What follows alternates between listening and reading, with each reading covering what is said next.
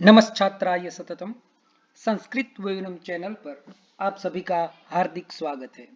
यदि आपने अभी तक संस्कृत वेयनम चैनल को सब्सक्राइब नहीं किया है तो सब्सक्राइब करें संस्कृत वेयनम।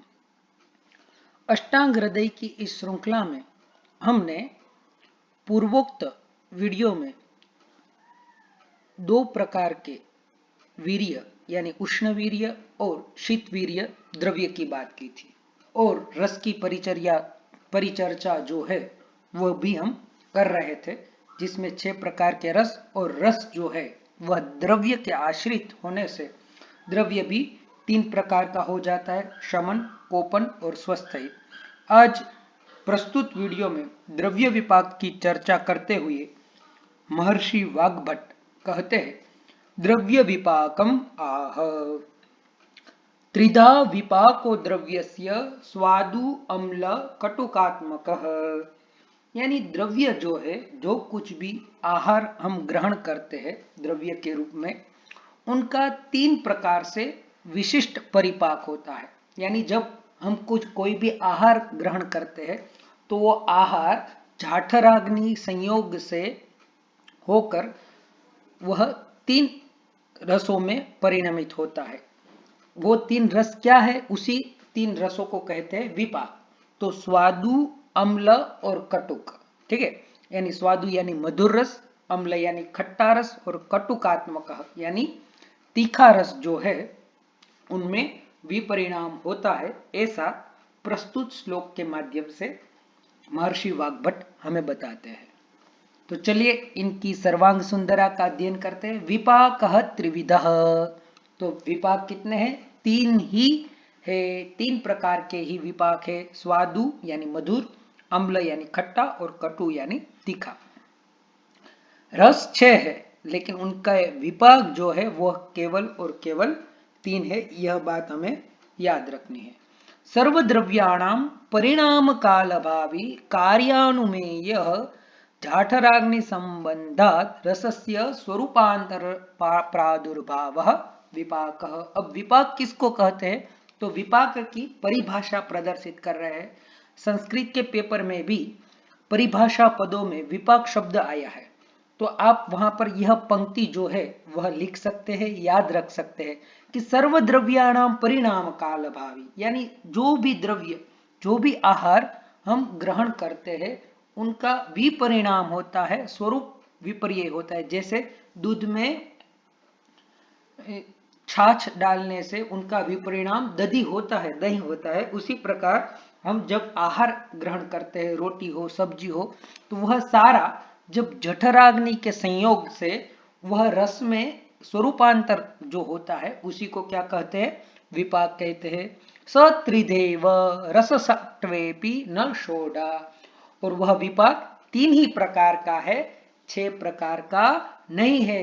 रस 6 है, लेकिन 6 रसों का विपाक जो है वह 3 ही होता है। तेन किंचित स्वादुपाकम, किंचित अम्ल विपाकम, किंचित कटु विपाकम द्रव्य।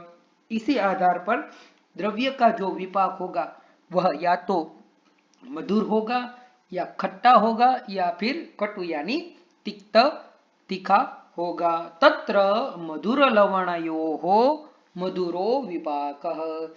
मीठे और लवण जो रस है उनका विपाक जो है वह मधुर ही विपाक होगा। अम्लस्य अम्लः विपाकः। अम्ल यानी खट्टा रस है, उनका विपाक खट्टा ही होगा। और तिक्त कटु कषायाणां कटुकः विपाकः। तिक्त यानी कड़वा, कटुक यानी तीखा और कषाय यानी तूरा, यह जो रस है उनका विपाक कटु ही होगा यानी तीखा ही होगा। सच कार्यानुमेय, यह कार्य कारण भाव से अनुमेय हमें करना चाहिए। तथा च वक्षति, कहा भी गया है, जाठरेणाग्निना योगात् यदुदेति रसांतरम रसानाम परिणामांते सविपाक इति स्मृतः। यह भी विपाक की परिभाषा सूत्र स्थान अध्याय 9 में बताई गई है कि जाठरेण अग्निना योग, जाठराग्नि जो है उनके योग से, उनके संयोग से जो रसांतर होता है, अन्य रसों में विपरिणाम होता है और रसों के परिणाम के अंत में जो रस निष्पन्न होता है उसी को हम क्या कहते हैं, विपाक ऐसा कहते हैं। इसीलिए भगवान श्री कृष्ण ने भी गीता जी में कहा है, अहम वैश्वानरो भूत्वा प्राणिनाम देहमाश्रितः प्राणापान समायुक्तः पचाम्यन्नम चतुर्विधम।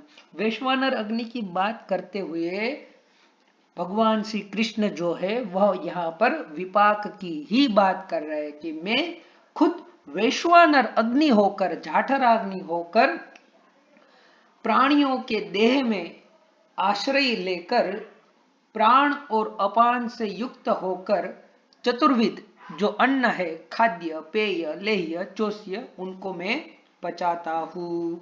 तो यही बात श्रीमद् भगवद गीता में भगवान श्री कृष्ण ने भी कही है। अतएव सोपसर्ग पाक शब्द उपात, इसीलिए उपसर्ग सहित पाक शब्द जो है यह यहाँ पर कहा गया है।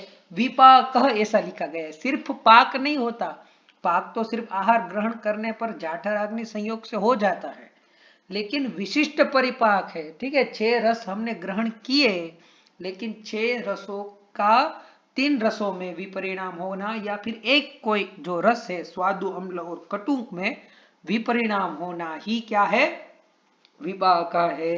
विशिष्ट पाक विपाक न पाक मात्र स्वरूप, विशिष्ट पाक होना ही विपाक कहा गया है। ठीक है, यानी ठीक तरह से जब अन्न का जाठराग्नि संयोग से पाचन हो जाए और जो अंत में 3 रसों में से कोई एक रस या विपरिणामित हो उसे ही क्या कहते हैं, विपाक कहते हैं। तथा च भट्टारक चरक मुनि, भट्टारक और चरक मुनि भी कहते हैं, रसो निपाते द्रव्याणाम विपाक कर्मनिष्ठया, यानी रसों का जो निपात है, द्रव्याणाम विपाक, सारे द्रव्यों का निपतन हो जाना, परिणमित हो जाना ही विपाक है। वीर्यम यावत् अधिवासान निपातात चोपलभ्यते, तो जब तक पूरी तरह से द्रव्यों का विपाक नहीं हो जाता तब तक वह धातु में निर्मित नहीं होता। एवं कर्मनिष्ठानुमित एक रूपावस्थो जाठराग्नि संयोगाद्यो रसानाम रसांतरोद्भव स एव विपाक। इस प्रकार से कर्म निष्ठा से एक रूप अवस्था को प्राप्त कर लेना, ठीक है, 2 या 3 या 6 है, उनमें से एक रसता को प्राप्त कर लेना जाठराग्नि के संयोग से, ठीक है, तो रसों में से रसांतर का उद्भव होना वही विपाक है।